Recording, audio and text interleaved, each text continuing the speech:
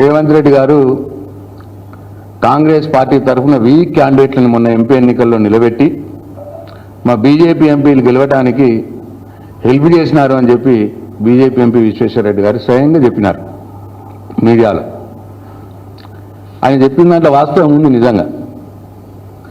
ఎందుకంటే మొన్నటి జరిగిన ఎంపీ ఎన్నికల్లో చూసుకుంటే మల్కాజ్గిరి పార్లమెంటు బీజేపీ అభ్యర్థి ఈటల రాజేందర్ గారి మీద అసలు ఆ ఏరియాకు ఆ ప్రాంతానికి సంబంధం లేనటువంటి సునీతా మహేందర్ రెడ్డి గారిని ఎక్కడి నుంచో తీసుకొచ్చి తద్వారా పరోక్షంగా బీజేపీ ఎంపీ ఈటల రాజేందర్ గారు గెలవటానికి సహాయపడ్డది రేవంత్ రెడ్డి. అట్లనే అది వేరే పార్టీల నుంచి తీసుకొచ్చి మళ్ళీ వేరే పార్టీల నుంచి వేరే ప్రాంతం నుంచి తీసుకొచ్చి ఈటల రాజేందర్ గారు బలమైన నాయకుడు, ఆయన ఎదురుగా బలహీన అంటే నా ఉద్దేశం ఆ ప్రాంతానికి సంబంధం లేని వ్యక్తిని తీసుకొచ్చి నిలబెట్టి ఆయనను గెలిపించడానికి దోహదపడ్డాడు రేవంత్ రెడ్డి. అట్లనే జీవన్ రెడ్డి గారిది కరీంనగర్ జిల్లా. ఆయన కరీంనగర్లో బండి సంజయ్ గారి మీద పోటీ చేసే అవకాశం ఇస్తే కాంగ్రెస్ పార్టీకి బెటర్ క్యాండిడేట్. ఆయన కరీంనగర్లో ఇవ్వకుండా అక్కడ వెల్జాల రాజేంద్రరావు గారిని ప్రత్యక్ష రాజకీయాలతో సంబంధం లేనటువంటి వ్యక్తిని బండి సంజయ్ మరి ఆయన కూడా బలమైన నాయకుడు, ఆయన మీద వీక్ క్యాండిడేట్ని పెట్టి బండి సంజయ్ గెలవడానికి కారణమైంది. మళ్ళీ జీవన్ రెడ్డి గారిని ఏం చేశాడు, కరీంనగర్లో పెట్టాలి ఆయన్ని,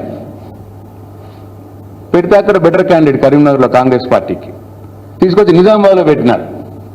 మళ్ళీ నిజామాబాద్ ఆయన వీక్ క్యాండిడేట్. ఆయన నిజామాబాద్ పార్లమెంటు నియోజకవర్గంలో 5 అసెంబ్లీ నియోజకవర్గాలకు ఆయనకు సంబంధం లేదు.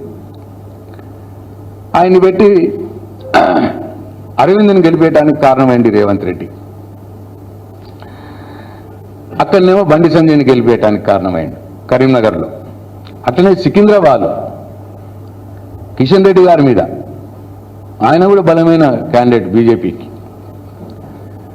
అప్పటిదానిక బీఆర్ఎస్ పార్టీలో ఎమ్మెల్యేగా ఉన్నటువంటి వ్యక్తిని తెల్లారి కాంగ్రెస్ పార్టీ టికెట్ ఇప్పించినాడు రేవంత్ రెడ్డి. ఇప్పుడు బీఆర్ఎస్ ఎమ్మెల్యేని కాంగ్రెస్ పార్టీ ఎంపీ అభ్యర్థిగా నిలబెడితే ప్రజలు నమ్ముతారా?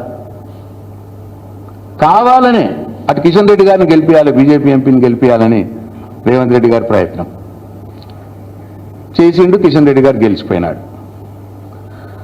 అట్లనే మెదక్లో రఘునందన్ రావు గారి మీద అప్పటి మటుకు ఎమ్మెల్యే ఎలక్షన్ కానీ ఎంపీ ఎలక్షన్లు కానీ అనుభవం లేనటువంటి ఒక యువకుణ్ణి నిలబెట్టి రఘునందన్ రావు గారు బీజేపీ ఎంపీగా మెదక్ నుంచి గెలవటానికి సహాయపడ్డాడు రేవంత్ రెడ్డి.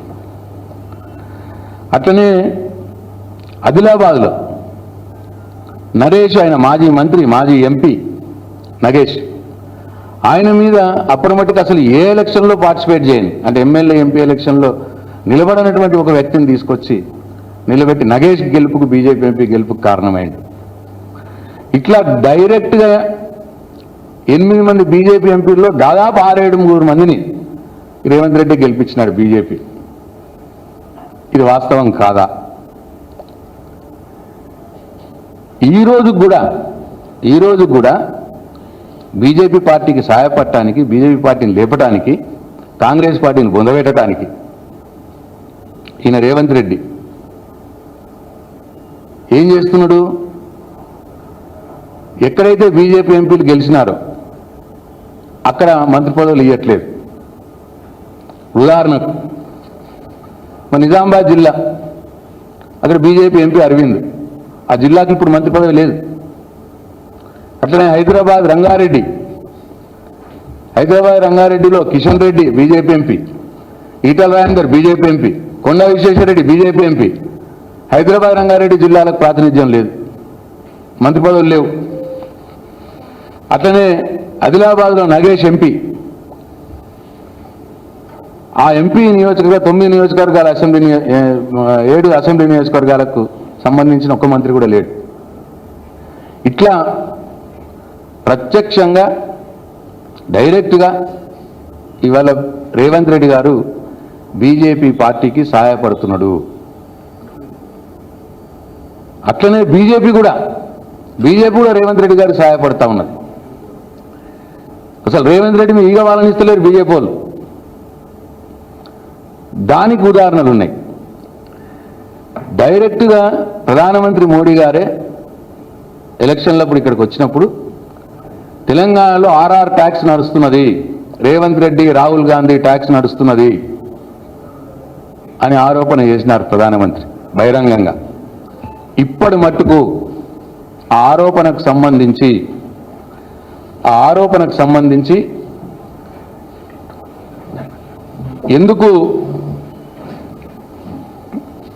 ఎందుకు ఎంక్వైరీ జరగట్లేదు,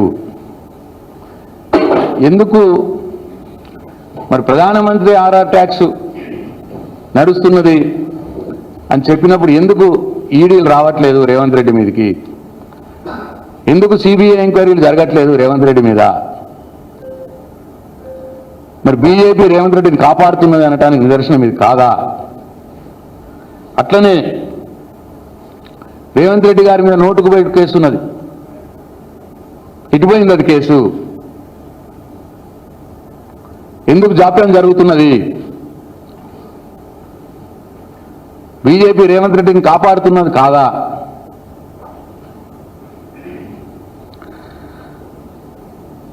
అట్లనే ఢిల్లీ పోయిన ప్రతిసారి రేవంత్ రెడ్డికి రాహుల్ గాంధీ అపాయింట్మెంట్ దొరకదు, కానీ మోడీ గారి అపాయింట్మెంట్ మాత్రం ఇమీడియట్గా దొరుకుతుంది. రేవంత్ రెడ్డి గారి నాయకుడు, కాంగ్రెస్ పార్టీ నాయకుడు, కాంగ్రెస్ ముఖ్యమంత్రికి రాహుల్ గాంధీ వాళ్ళ పార్టీ నాయకుడు అపాయింట్మెంట్ దొరకదు, కానీ ప్రధానమంత్రి అపాయింట్మెంట్ మాత్రం 15 నిమిషాలనే దొరుకుతుంది పోగానే. ఇది దేనికి సంకేతం? ఇకపోతే ఇవాళ బీజేపీ ఎంపీ అరవింద్ అంటాడు రేవంత్ రెడ్డి బీజేపీలోకి వస్తే ఆహ్వానిస్తామని అంటాడు.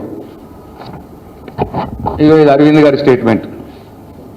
రేవంత్ రెడ్డి బీజేపీలోకి వస్తే ఆహ్వానిస్తామన్న మాట మాట్లాడతాడు. ఇక బండి సంజయ్ గారు అయితే ఆయన రేవంత్ రెడ్డిని ఆయన మీద ఈగ వాళ్ళనియట్లేదు, రేవంత్ రెడ్డికి శాసనిస్తాడు. రేవంత్ రెడ్డి గారు జాగ్రత్త చూసుకో, మీ మంత్రులంతా కిందమే చేస్తాను, మీ ముఖ్యమంత్రి పదవి కాపాడుకో అన్నమాట మాట్లాడతాడు బహిరంగంగానే. ఓపెన్ ఇంకో మాట అన్నాడు ఆయన, మనం ఒకటే, కాంగ్రెస్ బీజేపీ ఒకటే, బీఆర్ఎస్ బుద్ధ పెట్టాలి, మన ఇద్దరం ఒకటే అన్న మాట మాట్లాడతాడు.